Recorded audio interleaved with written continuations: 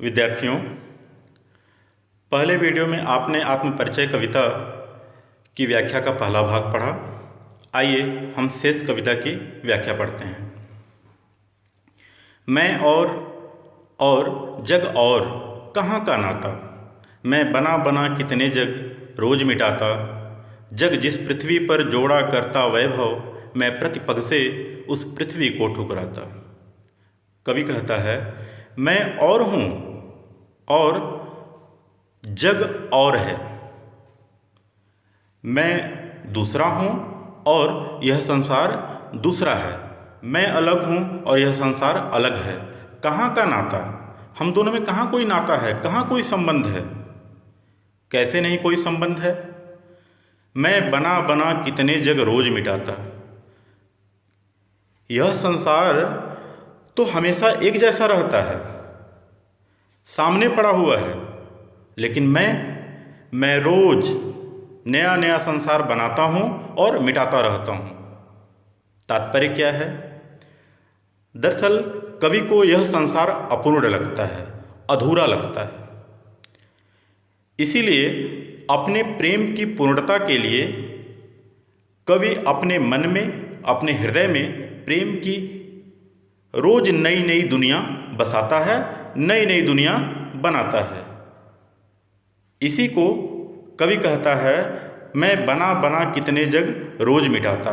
रोज प्रेम की नई दुनिया बनाता है और एक बार वह दुनिया बनने के बाद, उस दुनिया को जीने के बाद कवि को वह दुनिया भी अधूरा या अपूर्ण लगने लगता है, तो प्रेम की फिर नई दुनिया बसा लेता है। यानी प्रेम का काल्पनिक संसार रच लेता है, स्वप्नों की नई दुनिया बना लेता है। जग जिस पृथ्वी पर जोड़ा करता वैभव, यह संसार इस पृथ्वी पर क्या करता है? वैभव जोड़ने में लगा है। सुख चैन गंवाकर दिन रात वैभव सुख समृद्धि के साधन जोड़ने में लगा हुआ है। आदमी की जितनी ज़रूरत है उससे पता नहीं कितना अधिक इकट्ठा करने में, सारे सुख शांति को छोड़कर, नींद चैन सुख सब गंवाकर वैभव जोड़ने में लगा हुआ है। कितना इकट्ठा कर ले, कितना इकट्ठा कर ले, लेकिन मैं प्रतिपग अपने हर कदम से, पग कदम, अपने हर कदम से उस पृथ्वी को ठुकराता रहता हूँ। नहीं चाहिए मुझे कोई वैभव, नहीं चाहिए मुझे कोई सुख समृद्धि। क्यों नहीं चाहिए? क्योंकि कवि के हृदय में सबसे बड़ा वैभव प्रेम का वैभव है। कवि अपने प्रेम के सामने, कवि के हृदय में जो प्रेम है, उस समृद्धि के सामने संसार के किसी भी वैभव को ठुकराता है, इस पृथ्वी को ठुकराता है, पृथ्वी के वैभव और सुख समृद्धि को ठोकर मारता है। तो कवि के लिए सबसे महत्वपूर्ण क्या है? प्रेम है। मैं निज रोदन में राग लिए फिरता हूँ, शीतल वाणी में आग लिए फिरता हूँ। कवि कहता है कि प्रिय के वियोग में मेरा जो रोना है, रोदन, रोना क्रिया के भाव को रोदन कहते हैं, यानी रोदन भाववाचक संज्ञा है। तो मेरे रोदन में भी राग है। राग के बारे में हमने पीछे बात की है। मेरे रोदन में भी राग है, प्रेम का संगीत है। शीतल वाणी में आग लिए फिरता हूँ, और मेरे इस प्रेम के संगीत, मेरे इस राग में जो शीतल वाणी है, दरअसल इसमें भी आग है। कैसी आग? प्रेम की आग। मेरे प्रेम की आग से ही, मेरे प्रेम की आग से ही मेरे गीत और संगीत का राग है। इसलिए मेरे प्रेम के संगीत में आपको जो शीतल वाणी महसूस होती है, जिस शीतल वाणी का आप अनुभव करते हैं, दरअसल वह मेरे हृदय में प्रेम की आग के कारण है। जयशंकर प्रसाद जी ने भी कुछ ऐसा ही लिखा है। शीतल ज्वाला जलती है, ईंधन होता दृग्जल का, यह व्यर्थ सांस चल चल कर करती है काम अनिल का। हों जिस पर भूपों के प्रासाद निछावर, मैं वह खंडहर का भाग लिए फिरता हूँ। भूप राजा, प्रासाद, महल, निछावर, न्यौछावर या बलिदान करना, पूरी तरह से त्याग देना, पूर्ण समर्पित कर देना। खंडहर, खंडहर किसी मकान की वह स्थिति जब वह इतना क्षतिग्रस्त हो जाए, इतना टूट फूट जाए कि उसमें रहने वाले दोबारा वहाँ रहने के लिए न रह पाएँ या कोई भी वहाँ रहना न चाहे, तो ऐसे टूटे फूटे मकान को खंडहर कहते हैं। यहाँ अर्थ क्या है? अर्थ यह है कि कवि का प्रिय, जिसने कवि को छूकर उसके हृदय को झंकृत कर दिया है, उसके हृदय में प्रेम भर दिया है, अब वह या उसके आने की संभावना बिल्कुल नहीं है। तो कवि के हृदय में जो प्रेम है, भले वह अब खंडहर जैसा हो, भले ही उसका प्रिय अब न आए, उसकी केवल याद बची हो, लेकिन प्रेम के इस खंडहर जैसे भाग के लिए भी कवि भूपों के प्रासाद को, राजाओं के महल को न्यौछावर करता है। रसखान को आपने पढ़ा है, रसखान कवि को जानते हैं आप। वह भी कृष्ण से इतना प्रेम करते थे कि उनकी लकुटी और कामरिया पर तीनों लोक का राज ठुकराने को तैयार थे, न्यौछावर करने को तैयार थे। तो यह है प्रेम की विशेषता, यह है प्रेम की मस्ती। तो कुल मिलाकर कविता का तात्पर्य यह है कि कवि प्रेम को ही जीवन का सत्य मानता है और प्रेम के समक्ष संसार के सारे वैभव, सारे ऐश्वर्य को वह तुच्छ समझता है। रामनरेश त्रिपाठी ने भी कुछ ऐसा ही लिखा है, सच्चा प्रेम वही है जिसकी तृप्ति आत्मबलि पर हो निर्भर, त्याग बिना निष्प्राण प्रेम है, करो प्रेम पर प्राण निछावर।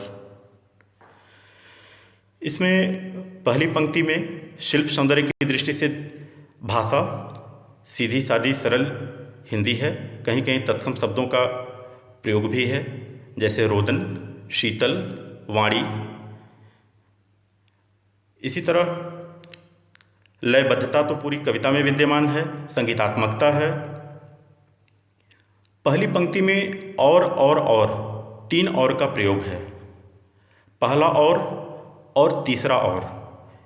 इन दोनों का अर्थ है अन्य या दूसरा, और जो बीच में दूसरा और है यह संयोजक अव्यय है जो दो पदों को जोड़ने के लिए प्रयोग किया जाता है। व्याकरण में आप पढ़े होंगे इसे।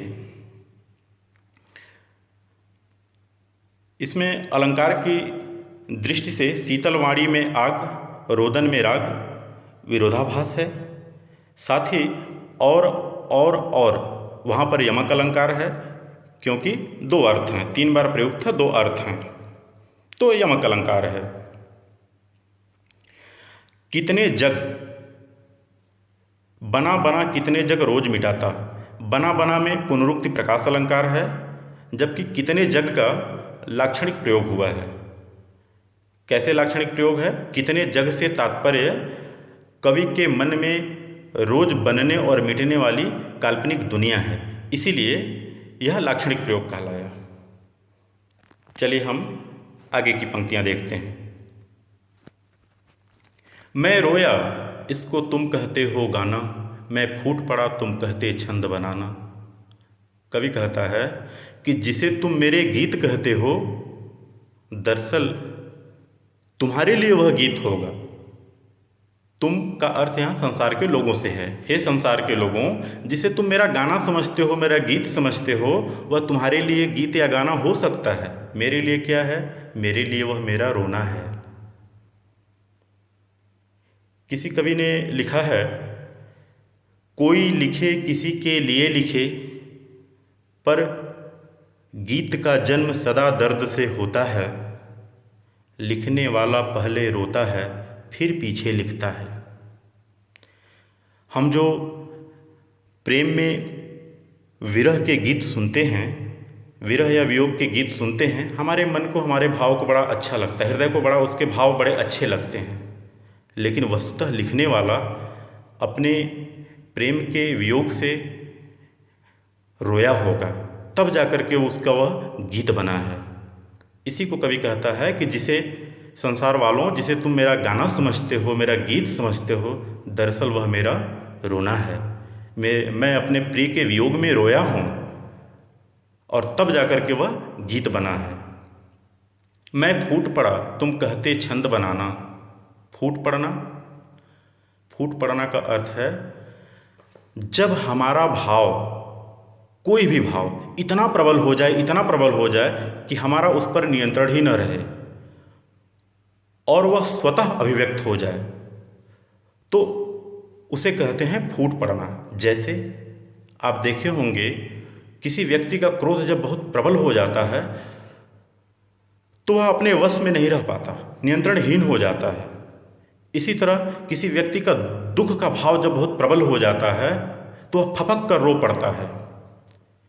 इसी तरह कवि का प्रेम, कवि के हृदय में प्रेम का जो वियोग भाव है, प्रेम के वियोग से जो उत्पन्न भाव है, वह इतना प्रबल हो गया है कि कवि फूट पड़ा, और फूट पड़ा तो उसकी कविता निकल पड़ी। वर्ड्सवर्थ ने लिखा है ना, कविता क्या है? Spontaneous overflow of powerful feelings. Bachchan ji के ही समकालीन एक मित्र थे, मित्र कवि थे सुमित्रानंदन पंत। उनकी कविता वे आँखें आपने पढ़ी होंगी। उन्होंने भी लिखा है, वियोगी होगा पहला कवि, आह से उपजा होगा गान, निकल कर आँखों से चुपचाप बही होगी कविता अनजान। तो वही भाव यहाँ है। कवि कहता है कि संसार जिसे गाना समझता है, दरअसल वह मेरा रोना है, और संसार जिसे छंद बनाना यानी कविता बनाना समझता है, दरअसल मैं अपने प्रेम के भाव में, प्रेम के वियोग से उपजे भाव में फूट पड़ा हूँ।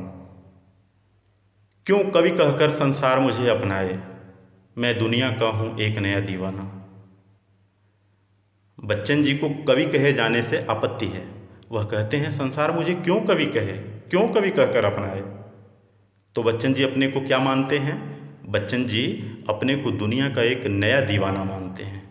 नया दीवाना, नया विशेषण बड़ा अद्भुत प्रयोग है। नया दीवाना का मतलब क्या? इसका मतलब कि और भी पहले कोई दीवाने हुए हैं क्या? आपने कबीर को पढ़ा है 11वीं कक्षा में, मीरा को भी 11वीं कक्षा में पढ़ा है आपने। कबीर भी अपने को दीवाना मानते थे, मीरा भी अपने को दीवानी मानती थी। कबीर लिखते हैं, निर्भय भया कछु नहीं व्यापै, कहे कबीर दीवाना। इसी तरह मीरा कहती हैं, मीरा तो अपने को दर्द की दीवानी कहती हैं। हेरी मैं तो दर्द दीवानी, मेरो दर्द न जाने को। राजस्थानी भाषा है इसलिए न ण जैसा प्रयोग हुआ है। क्यों कवि कहकर संसार मुझे अपनाए, मैं दुनिया का हूँ एक नया दीवाना। बच्चन जी कहते हैं संसार मुझे कवि कहकर क्यों अपनाए, क्यों कवि कहता है? मैं तो दीवाना हूँ। दीवाना होने के कारण ही मैं दीवानों का वेश लिए फिरता हूँ, मैं माँ तख्ता निःशेष लिए फिरता हूँ। कवि कहता है कि उसका रहन सहन, आचार विचार, व्यवहार, वेशभूषा सब कुछ दीवानों जैसा है। मैं मादकता निःशेष लिए फिरता हूँ। मादकता नशीलापन, मस्ती, प्रेम का नशा, निःशेष जहाँ कुछ भी शेष न बचे, यानी पूरा का पूरा मेरे अंदर पूरा का पूरा प्रेम का नशा ही भरा है। मेरे हृदय में केवल संपूर्ण रूप से प्रेम की मस्ती ही भरी है। जिसको सुनकर जग झूम झुके लहराए, मैं मस्ती का संदेश लिए फिरता हूँ। इन दो पंक्तियों को ध्यान से देखिए। ये दो पंक्तियाँ पूरी कविता का निचोड़ है। कवि क्या लिए फिरता है? मस्ती का संदेश, प्रेम की मस्ती का संदेश लिए फिरता है, और इस प्रेम की मस्ती का संदेश ही जग को सुनाता है। इस प्रेम की मस्ती का गीत ही गाकर संसार को सुनाता है। और जब कवि के इस प्रेम की मस्ती के संदेश को संसार सुनता है तो संसार में क्या प्रभाव पड़ता है? जग झूम झुके लहराए, यह संसार झूमने लगता है, झुकने लगता है। लहराने लगता है। 3 क्रियाएं हैं, ध्यान दीजिए। किसी पेड़ की डाली को हवा में देखा है आपने?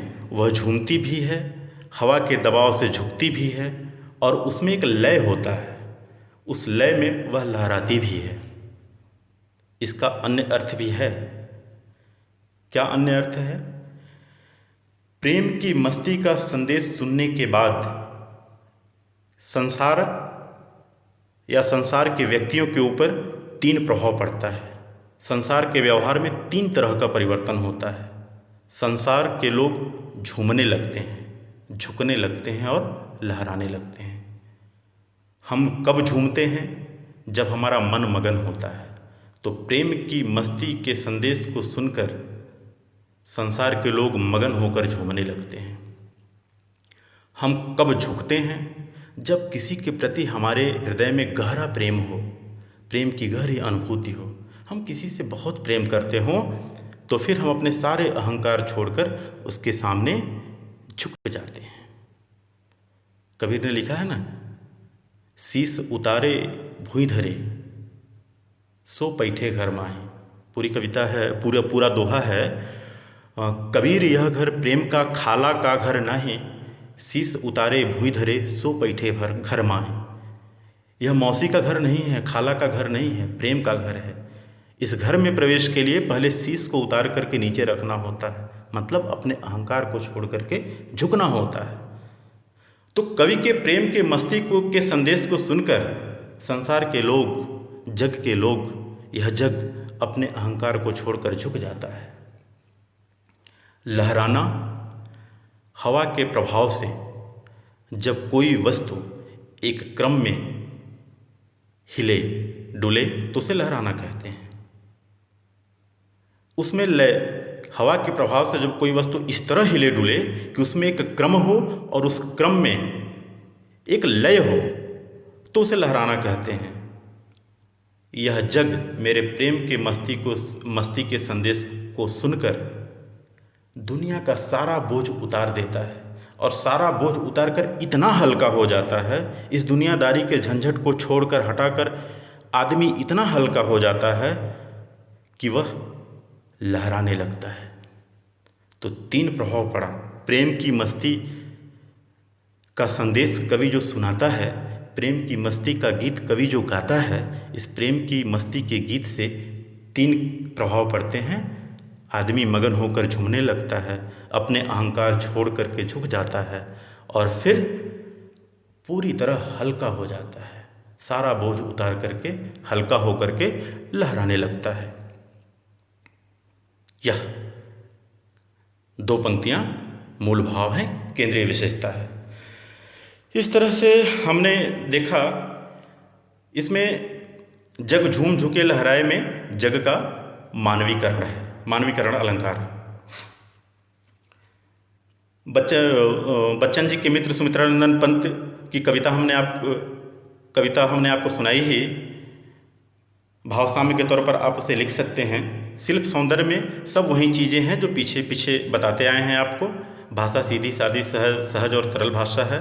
तत्सम शब्दों का प्रयोग हुआ, दीवाना मस्ती जैसे उर्दू के शब्दों का भी प्रयोग हुआ है। संगीतात्मकता, लयबद्धता विद्यमान है, आत्मकथात्मक शैली है। तो वही सारी चीज़ें वियोग श्रृंगार, रस की दृष्टि से आप वियोग श्रृंगार कह सकते हैं, है।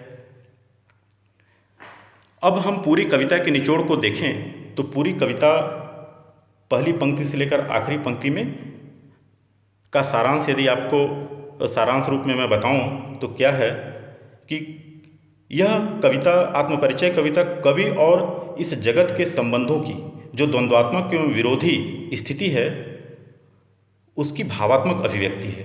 कवि अपने हृदय के प्रेम को महत्व देता है और उसके सामने संसार के वैभव को ठुकराता है। यह संसार भवसागर से पार उतरने के उपाय में जतन में लगा है, उसके लिए लाखों उपाय करता है, लेकिन कवि संसार सागर की लहरों पर मस्त बह रहा है, उसकी मौजों पर मस्त बह रहा है।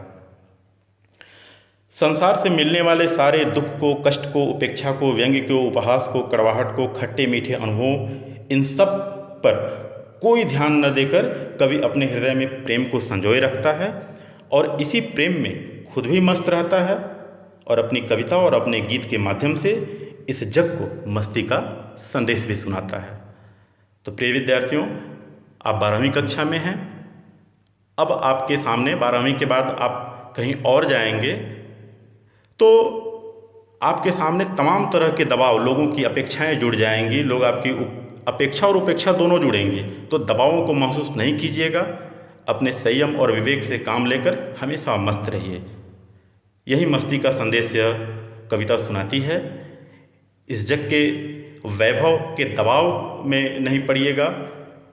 अपना एक लक्ष्य बनाइए, उस लक्ष्य को लक्ष्य में तन्मय होकर उस लक्ष्य के प्रति दीवाना बन जाइए और हमेशा मस्त रहिए। मस्ती का संदेश यह कविता देती है।